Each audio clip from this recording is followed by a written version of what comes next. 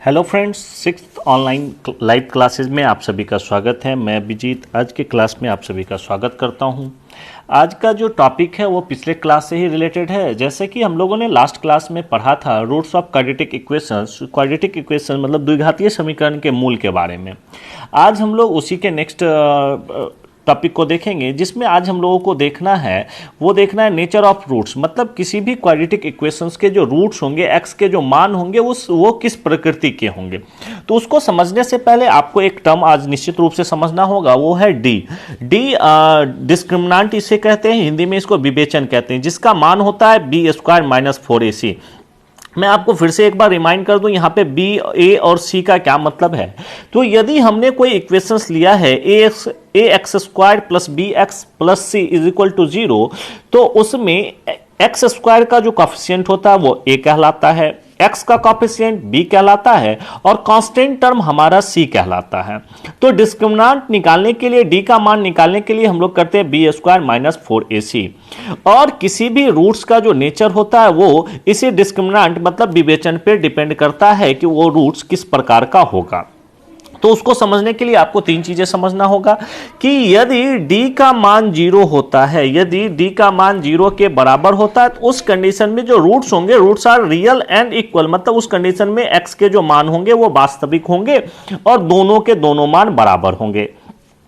दूसरा कंडीशन कहता है इफ डी लेस देन 0, मतलब यदि डी का मान 0 से छोटा होता है, 0 से छोटा होने का मतलब है कि निगेटिव में आता है, उस कंडीशन में रूट्स आर इमेजिनरी, मतलब रूट्स जो होंगे वास्तविक ना होके क्या होंगे, काल्पनिक होंगे, उसका मान रियल नहीं होगा। तीसरा कंडीशन कहता है इफ डी ग्रेटर देन 0, मतलब अगर डी का मान 0 से बड़ा है तो उस कंडीशन में roots are real but not equal, मतलब उस कंडीशन में रूट्स रियल तो होंगे लेकिन वह इक्वल नहीं होगा, मतलब एक्स के दो मान आएंगे, वो दोनों के दोनों क्या होंगे, डिफरेंट होंगे, अलग अलग होंगे।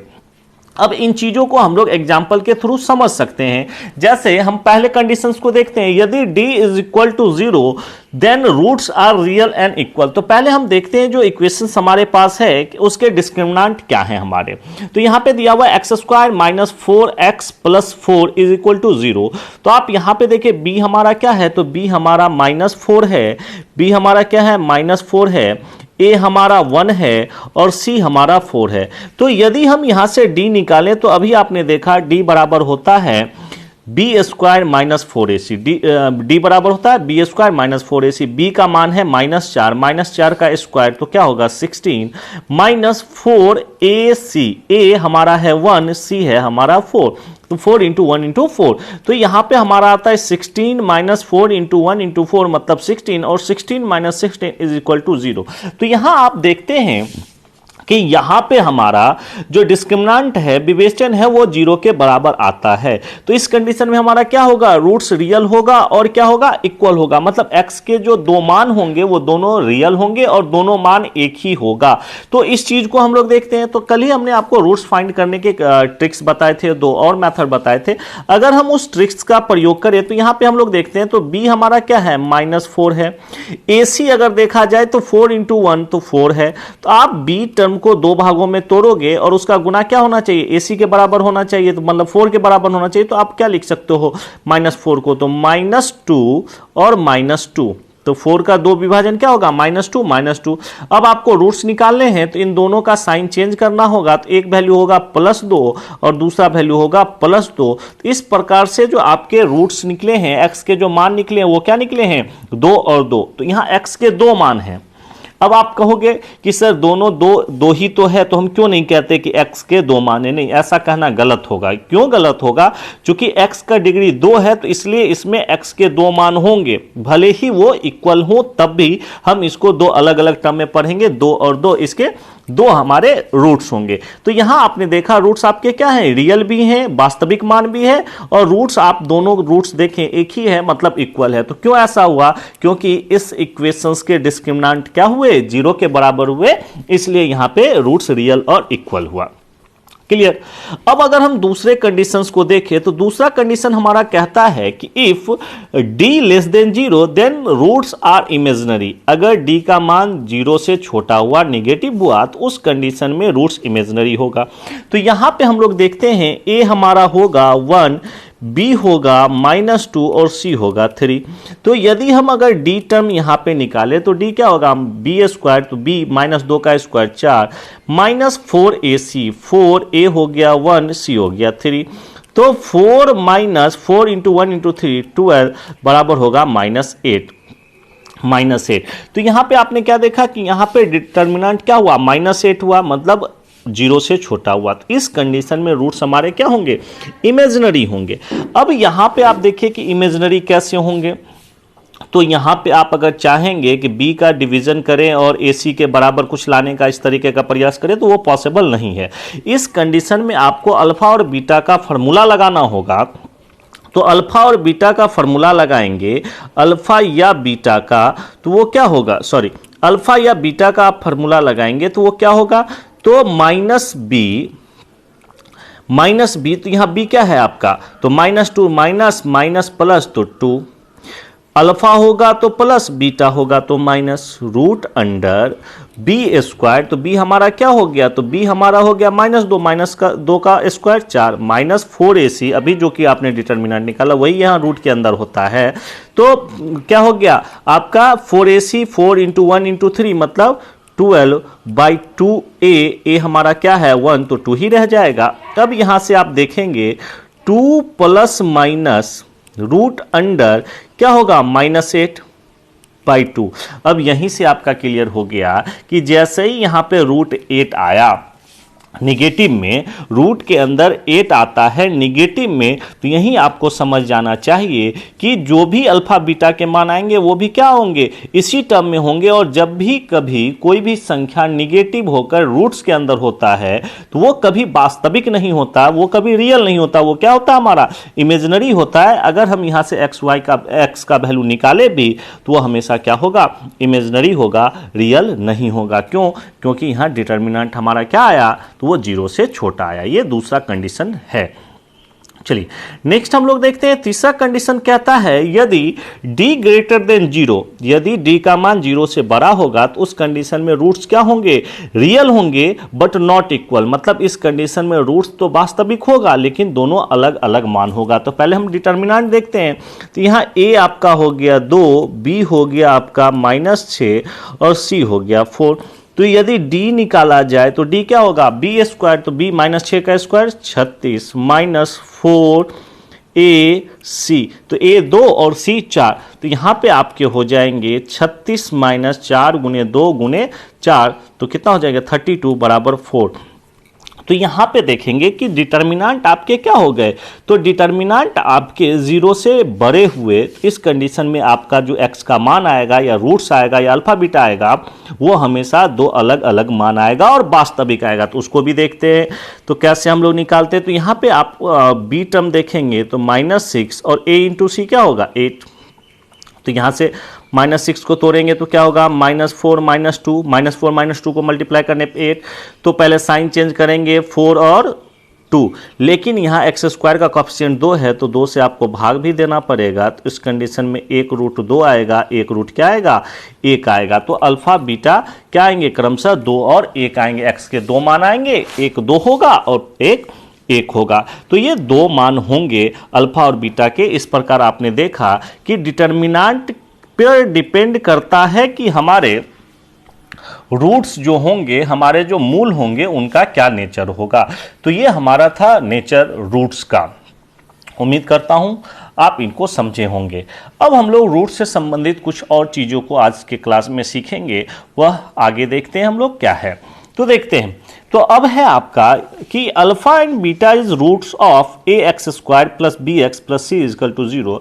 मतलब किसी एक क्वाड्रेटिक इक्वेशन जो कि ax² plus bx plus c is equal to 0 term में है, तो उस कंडीशन में उसका रूट्स अगर अल्फा बीटा है तो उस कंडीशन में सम ऑफ रूट्स मतलब कि उनके मूलों का योग अल्फा प्लस बीटा क्या होगा, तो वो होगा -b/a। अल्फा और बीटा का योग क्या होगा -b/a होगा। और प्रोडक्ट ऑफ रूट्स मतलब उनके मूलों का गुणनफल मतलब अल्फा इंटू बीटा क्या होगा, तो c/a होगा। मैं उम्मीद करता हूं कि अब आपको ए, बी और सी क्या होता है इन टर्मों को समझाने की आवश्यकता नहीं है। लेकिन मैं फिर से कहता हूं कि अगर अल्फा बीटा रूट्स हैं A square plus B X plus C is equal to 0 के, तो उस कंडीशन में sum of roots alpha plus beta minus B by A होगा। प्रोडक्ट ऑफ रूट्स मतलब उनके मूलों के गुणनफल alpha into beta C by A होगा। तो इसको आप अच्छे से ध्यान में रखेंगे और इस पे आधारित हम लोग क्वेश्चंस कुछ देखते हैं। तो पहला क्वेश्चन है आज का कि if alpha and beta is root of X square minus 3x plus 2 is equal to 0 find. तो इसके बाद आपको वैल्यू फाइंड करना है। पहला sum of root, second roots of roots, third 1 by alpha plus 1 by beta, 4 alpha by beta square plus beta by alpha square, and fifth question है alpha square by beta cube plus beta square by alpha cube. तो हम एक एक questions को ध्यान से देखते हैं। तो बहुत इजी है, ऑरली आप फटाफट कर लेंगे। पहला क्वेश्चन है सम ऑफ रूट्स। अभी आपने देखा सम ऑफ रूट्स हमारा क्या है, minus B by A. B क्या होता है हमारा, तो बी हमारा होता है एक्स का कॉफिशिएंट। एक्स का कॉफिशिएंट है हमारा -3 और सम क्या होता है, तो माइनस बी बाय ए होता है। तो माइनस माइनस प्लस 3 बाय ए का वैल्यू क्या है हमारा, तो ए हमारा क्या होता है एक्स स्क्वायर का कोएफिशिएंट, और एक्स स्क्वायर का कोएफिशिएंट 1 है तो 3/1 मतलब हमारा पहला क्या हो जाएगा, 3 हो जाएगा। यदि दूसरे क्वेश्चंस को आप ध्यान से देखेंगे, दूसरा क्वेश्चन कहता है प्रोडक्ट ऑफ रूट्स, मतलब कि उनके मूलों का गुणनफल फाइंड करना है। तो अभी आपने देखा अल्फा इंटू बीटा होता है सी बाय ए, सी हमारा होता है कांस्टेंट टर्म जो कि है 2 बटे ए होता है एक्स स्क्वायर का कोएफिशिएंट जो कि है 1, तो 2 बटे 1 हमारा क्या हो जाएगा 2। तो x square minus 3x plus 2 का सम ऑफ रूट्स होगा 3 और प्रोडक्ट ऑफ रूट्स होगा 2। अब इसी से हम लोग तीसरे क्वेश्चन पे आते हैं। तीसरा क्वेश्चन हमारा कहता है 1 by alpha by 1 by beta, 1 by alpha plus 1 by beta, 1 by alpha plus 1 by beta. अगर इसको हम लोग करते हैं तो क्या हो जाएगा, अल्फा इंटू बीटा और ऊपर होगा बीटा प्लस अल्फा, या इसको आप अल्फा प्लस बीटा लिखिए, कोई फर्क नहीं पड़ता। तो आपने जब तीसरे क्वेश्चंस को चेंज किया तो वो क्या हो गया, बीटा प्लस अल्फा या अल्फा प्लस बीटा जो भी आप पढ़े, बटे अल्फा इंटू बीटा। तो ऊपर हो गया अल्फा प्लस बीटा, मतलब क्या हो गया सम ऑफ रूट्स। तो अभी आपने सम ऑफ रूट्स निकाला, वो कितना 3 बटे alpha into beta. Alpha into beta मतलब हो गया प्रोडक्ट ऑफ रूट, मतलब हो गया आपने अभी जस्ट निकाला प्रोडक्ट ऑफ रूट, वो है 2 तो बटा 2। तो आपका तीसरे क्वेश्चन का आंसर हो जाएगा 3/2। उम्मीद करता हूं इस क्वेश्चन को आप अच्छे से, ये तीनों क्वेश्चन को अच्छे से समझे होंगे। दिक्कत हो फिर से एक बार आप वीडियो को पीछे करके आप दोबारा देख सकते हैं। हम लोग आते हैं फिर चौथे क्वेश्चन में। तो चौथा क्वेश्चन, अब देखिए चौथा क्वेश्चन हमारा क्या है, तो alpha plus beta square plus beta by alpha square. अगर यहां पे इनको तोड़ा जाए तो क्वेश्चंस को थोड़ा सा चेंज हम लोग करें तो क्या हो जाएगा, तो एलसीएम लिया जाएगा तो अल्फा इंटू बीटा का होल स्क्वायर हो जाएगा और ऊपर हो जाएगा alpha cube plus beta cube. उम्मीद करता हूं इसको आप समझे होंगे। बस इस भिन्न के जोड़ का जो प्रोसेस होता है उसी को हमने फॉलो किया। हमने हर का एलसीएम लिया तो अल्फा स्क्वायर बीटा स्क्वायर, तो इसको हम लोगों ने लिखा अल्फा इंटू बीटा का होल स्क्वायर। अब बीटा स्क्वायर से भाग देंगे तो अल्फा स्क्वायर ऊपर अल्फा से गुना हुआ तो अल्फा क्यूब, और सेकेंड टर्म में अल्फा स्क्वायर से भाग दिया तो बचा बीटा स्क्वायर बीटा से गुना हुआ तो बीटा क्यूब। अब हमारा ये क्वेश्चन किस में कन्वर्ट हो गया, तो alpha square plus alpha cube plus beta cube अपन अल्फा बीटा का होल स्क्वायर। अब आप यहां से आपने जस्ट अभी क्या निकाला है, जस्ट क्वेश्चन में तो अभी आपने निकाला है अल्फा प्लस बीटा का मान और अल्फा इंटू बीटा का मान। आप किसी तरीके से इस दोनों टर्म को यहां पे यूज करने का प्रयास करें। तो alpha cube plus beta Q, तो निश्चित रूप से यहां पे आप इसको फॉर्मूला में कन्वर्ट कर सकते हैं, अल्फा प्लस बीटा का whole cube -3 alpha into beta into alpha plus beta. हम alpha cube plus beta cube को हम लिख सकते हैं अल्फा प्लस बीटा का cube -3 alpha into beta upon alpha plus beta. Upon में क्या है हमारा, तो अल्फा इंटू बीटा का होल स्क्वायर है, अपॉन में अल्फा इंटू बीटा का स्क्वायर है। अभी आपने सम ऑफ रूट्स निकाला है, अल्फा प्लस बीटा निकाला है, आपने प्रोडक्ट ऑफ रूट निकाला है, मतलब अल्फा इंटू बीटा निकाला, इसी वैल्यू को हम लोग यहाँ पे रखेंगे। तो अभी आपने अल्फा प्लस बीटा निकाला है क्या, तो अल्फा प्लस बीटा का वैल्यू है 3 और अल्फा इंटू बीटा का वैल्यू क्या है 2। अभी आपने निकाला, इसी मान का प्रयोग करेंगे। तो अल्फा प्लस बीटा 3, तो 3 का क्यू हमारा हो जाएगा 27 माइनस 3, अल्फा इंटू बीटा निकाला आपने 2 इंटू अल्फा प्लस बीटा निकाला 3 बटे अल्फा इंटू बीटा का मान आपने निकाला 2, 2 का स्क्वायर क्या हो जाएगा, तो 2 का स्क्वायर हो जाएगा 4, 2 का स्क्वायर क्या हो जाएगा 4। अब आप देखेंगे तो क्या हो गया 27 माइनस 3 इंटू 2 इंटू 3, तो क्या हो जाएगा 18 हो जाएगा हमारा। तो 27 माइनस 18 हम लोग करेंगे तो होगा 9/4। तो इस क्वेश्चन का आंसर हो जाएगा 9/4। चौथे क्वेश्चन को हम लोग करेंगे तो चौथे क्वेश्चन का आंसर हो जाएगा हमारा 9/4। उम्मीद करता हूं कि इसको समझने में आपको दिक्कत नहीं हुई होगी। क्लियर। हम लोग नेक्स्ट क्वेश्चन में चलते हैं। नेक्स्ट क्वेश्चन है, अगला क्वेश्चन हम लोग देखते हैं 5 नंबर। तो क्वेश्चन है alpha square upon beta cube plus beta square plus alpha cube. देखिए अगर इसको हम कन्वर्ट करेंगे तो यहाँ पे हमारा एलसीएम क्या होगा, अल्फा क्यूब बीटा क्यूब, तो अल्फा इंटू बीटा क्यूब। तो अभी आपने अल्फा बीटा का वैल्यू निकाला है तो 2 का क्यूब आप यहाँ पे पुट कर देंगे। लेकिन जब ऊपर वाले टर्म में आप करेंगे तो अल्फा स्क्वायर और अल्फा क्यूब हो जाएगा अल्फा 5 प्लस बीटा स्क्वायर और बीटा क्यू हो जाएगा बीटा 5। अब यदि आप अल्फा 5 प्लस बीटा पे पावर 5 का मान निकालेंगे तो ये आपके लिए बहुत मुश्किल टर्म होगा, इम्पॉसिबल नहीं होगा लेकिन थोड़ा सा मुश्किल होगा। तो जब भी बड़े टर्म में ऐसे क्वेश्चंस आए तो हमारा आपको सुझाव होगा कि ऐसे क्वेश्चंस को कभी भी फॉर्मूला पे नहीं बना। इस कंडीशन में आप अल्फा और बीटा का मान निकाल करके डायरेक्ट पुट करके भी ऐसा कर सकते हैं, वो आपके लिए ज़्यादा बेहतर होगा कि आप अल्फा और बीटा का मान निकाल लें। तो यदि यहाँ से अल्फा और बीटा का मान निकालेंगे तो आप ध्यान रखेंगे कि आपका बी टर्म है -3 और ए इंटू सी टर्म है हमारा 2। तो हम यहाँ से अल्फा बीटा निकालते हैं तो -2 -1, तो ये हमारा साइन चेंज होगा 2 और 1, तो अल्फा हो गया 2 और बीटा हो गया हमारा 1। तो ये 2 रूट निकल गए। 5वें क्वेश्चन में हम इसका वैल्यू पुट करते हैं अल्फा स्क्वायर, तो 2 का स्क्वायर 4 बटे बीटा क्यूब, तो 1 का cube 1 plus alpha square, alpha का बीटा स्क्वायर, बीटा का वैल्यू 1, 1 का स्क्वायर 1 अपॉन अल्फा क्यू, तो अल्फा का वैल्यू 2, 2 का क्यू 8, तो 1/8। अब यहाँ से सॉल्व करेंगे तो 8 4 32 प्लस 1 33/8 इस क्वेश्चन का आंसर हो जाएगा। तो फॉर्मूला से करने के बदले आप इसको इस तरीके से अल्फा बीटा का मान निकाल के सॉल्व कर सकते हैं, ये ज़्यादा बेहतर होगा। तो उम्मीद करता हूं आपको फर्स्ट नंबर क्वेश्चन समझ में आया होगा, इसमें कहीं से दिक्कत नहीं हुई होगी। तो ये बेसिक अल्फा बीटा के प्रोडक्ट्स और सम से रिलेटेड क्वेश्चन थे। अब हम लोग आगे देखते हैं नेक्स्ट टाइप के क्वेश्चंस।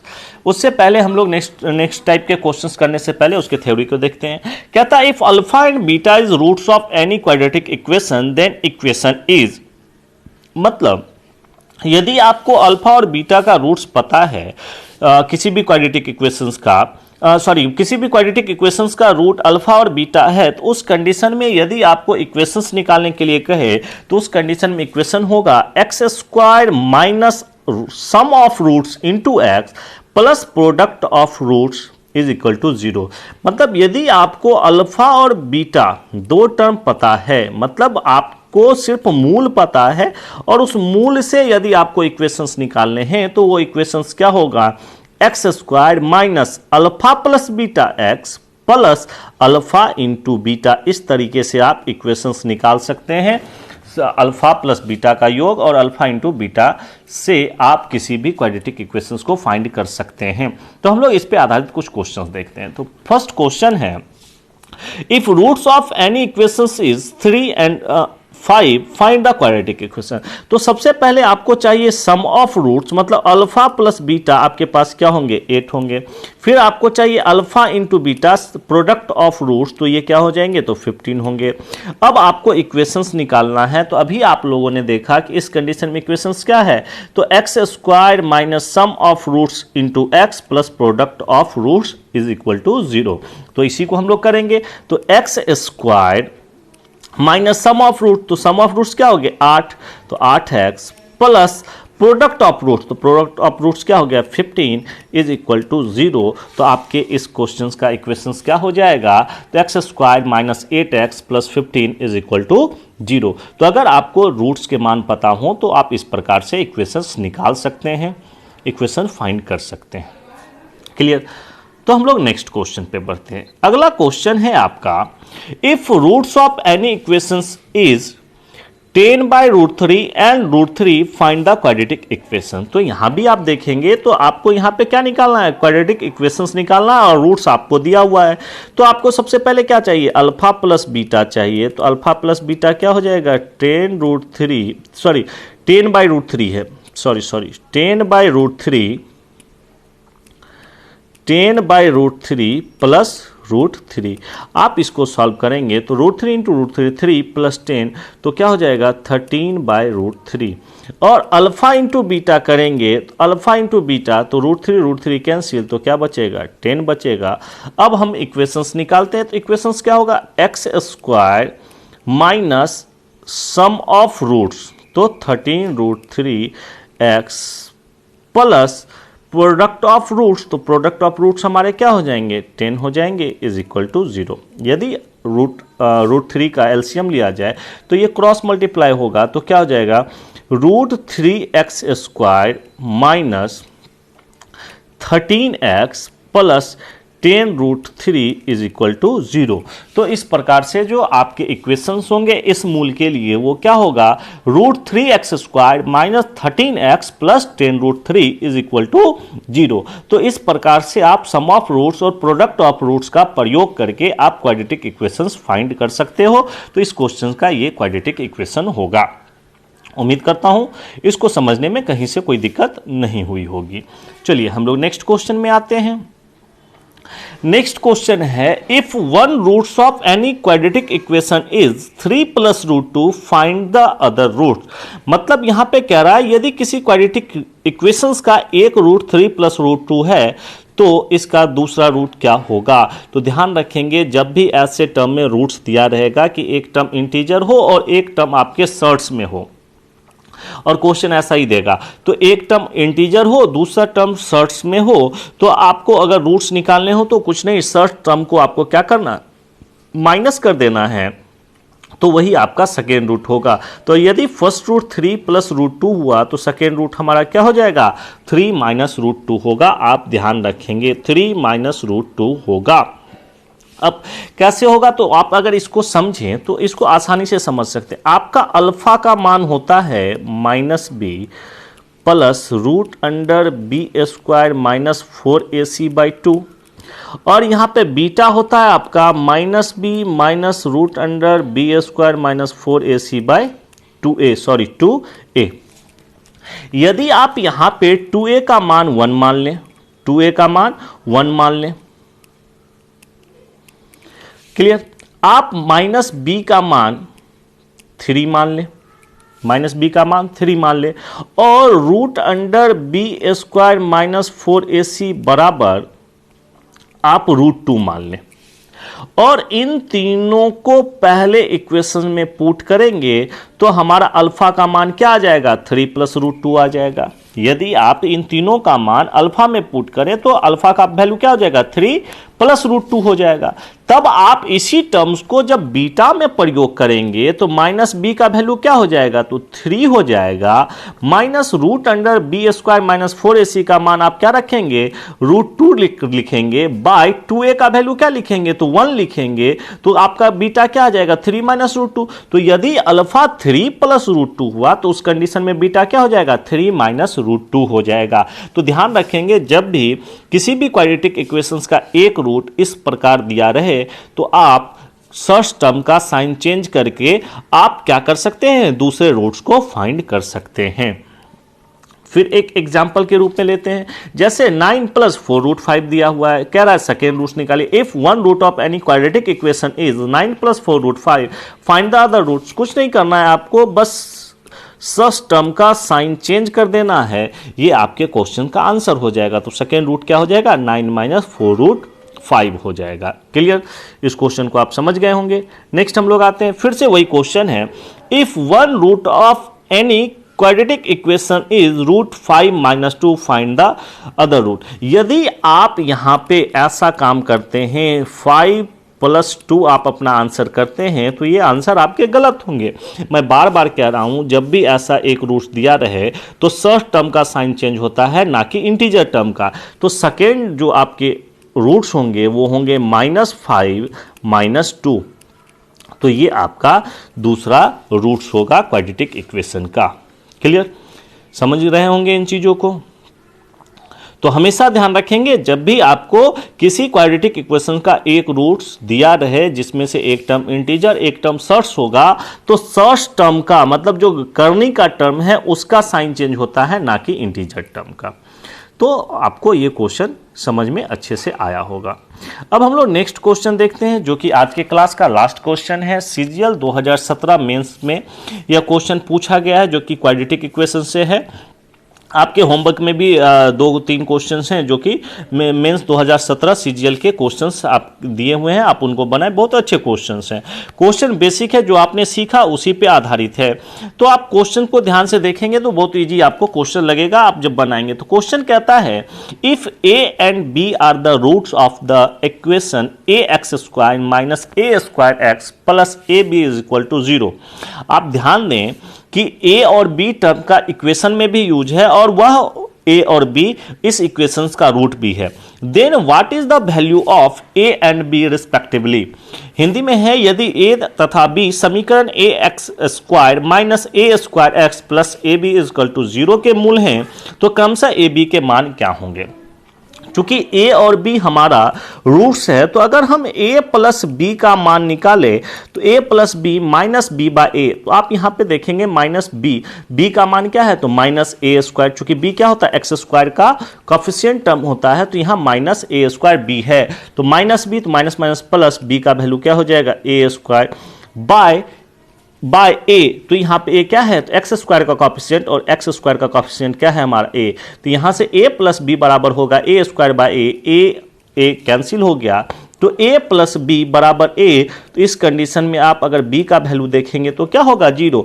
या तो आप b का मान पुट करके देखें या a को अपोजिट साइड लेके जाएंगे तो b = a - a क्या हो जाएगा, 0।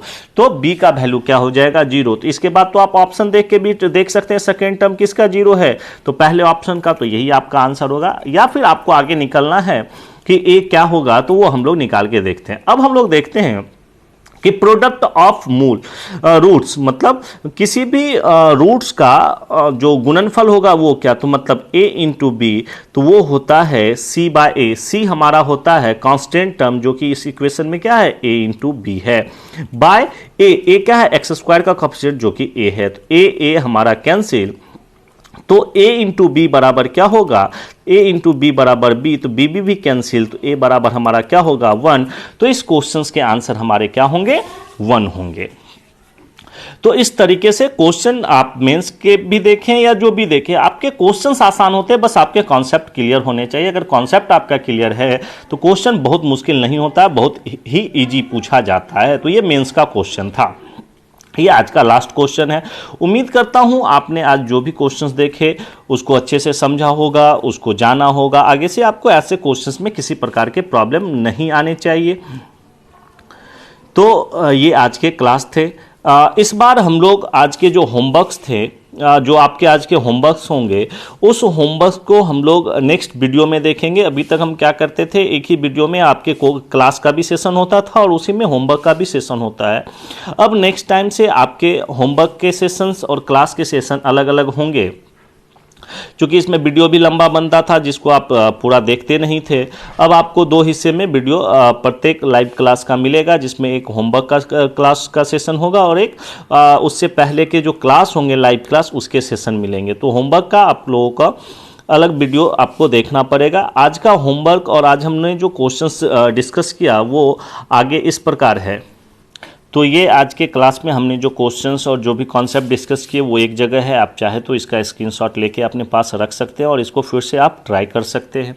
आज हमने जो भी चीज़ सीखा उस पर आधारित कुछ क्वेश्चंस होमवर्क के लिए आपको पर डे दिया जाता है, वो ये है आप इसको स्क्रीनशॉट लेके बनाने का कोशिश करेंगे और नेक्स्ट वीडियो में आपको इसका सॉल्यूशन भी मिल जाएगा। आप वहाँ पे आप अपने आंसर्स भी मिला सकते हैं। नीचे 2 क्वेश्चन हैं जो कि एसएससी सीजीएल 2017 के मेंस के क्वेश्चन है, आप इसको भी बनाने का कोशिश करेंगे और आपका अगर कॉन्सेप्ट क्लियर हुआ होगा तो इस क्वेश्चंस को भी बनाने में कोई दिक्कत नहीं होगी। आप हमारे जितने भी लाइव क्लासेस हैं उसका ऑनलाइन वीडियो यूट्यूब के माध्यम से देख सकते हैं। यूट्यूब पे हमारा जो पेज है वह द डेस्टिनेशन के नाम पे है। हमारा जो यूट्यूब का चैनल है वह द डेस्टिनेशन के नाम से है। आप सर्च बॉक्स में द डेस्टिनेशन बाय अभिजीत के नाम से सर्च कर सकते हैं और हमारे सारे वीडियो को वहां पे देख सकते हैं। यदि हमारा वीडियो, हमारा चैनल आपको अच्छा लगे तो आप लाइक करें, शेयर करें और इसको सब्सक्राइब करें और अपने दोस्तों के बीच शेयर करना ना भूलें। वीडियो देखने के लिए बहुत बहुत धन्यवाद। Subscribe now and press the bell icon. Never miss an update.